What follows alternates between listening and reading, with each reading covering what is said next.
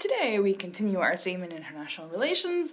On Monday we gave a broad overview of the field. Yesterday we talked about realism and we had lots of seagull nation states going, mine, mine, mine.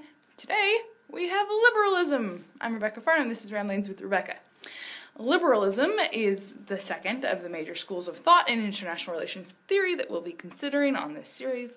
It comes from the Enlightenment time, so we're talking like 1650 to 1800, thereabouts, heavily influencing people like Jefferson and Franklin in American political history.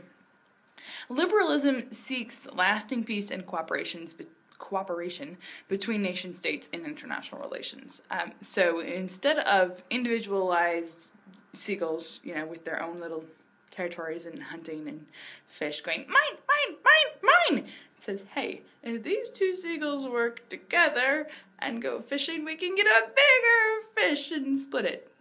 Things like that. Or, if I don't always try to steal your crab and you don't steal my crab, we'll both have more crab and spend less energy and that kind of stuff. I'm sorry about the seagull references. The toddler likes to watch Finding Nemo in Hebrew, okay? It's in my head constantly. And seagulls yelling mine in Hebrew are really entertaining and stay on the brain. Anyway, okay.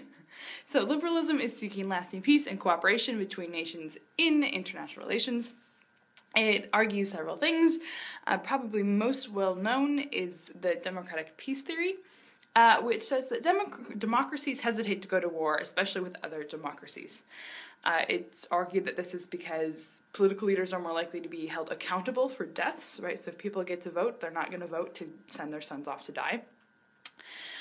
Public statespeople, who are very much in the public eye are more likely to try and engage in diplomatic relations than just, go off to war, off to war, off to war.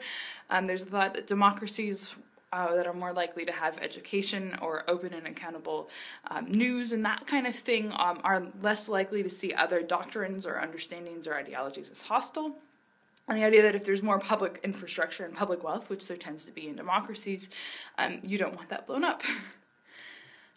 This is all critiqued, of course, and there are some democracies that have gone to war. For the most part, there are far fewer, but of course, we've also lived in an age with lots and lots of democracies for less time, historically, than we have with tons of republics, so, we can pull stuff from republics and empires, there's more data there, so therefore there's more wars, kind of thing.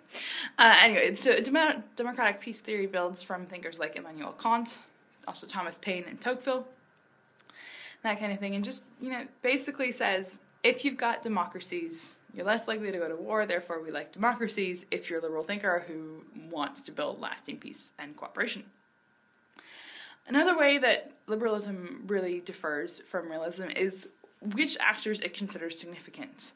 The school of liberalist thinking is more likely to assume and agree that domestic and internal policies and politics are likely to affect international relations. So a realist would say it doesn't matter if it's a democracy or a republic or a dictatorship or yada yada yada yada.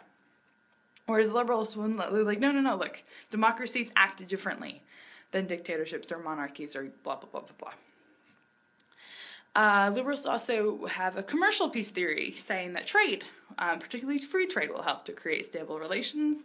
Ideas around globalization and interdependence, right? Like if I have to have good X from you and you have to have good Y from me, we're less likely to go to war.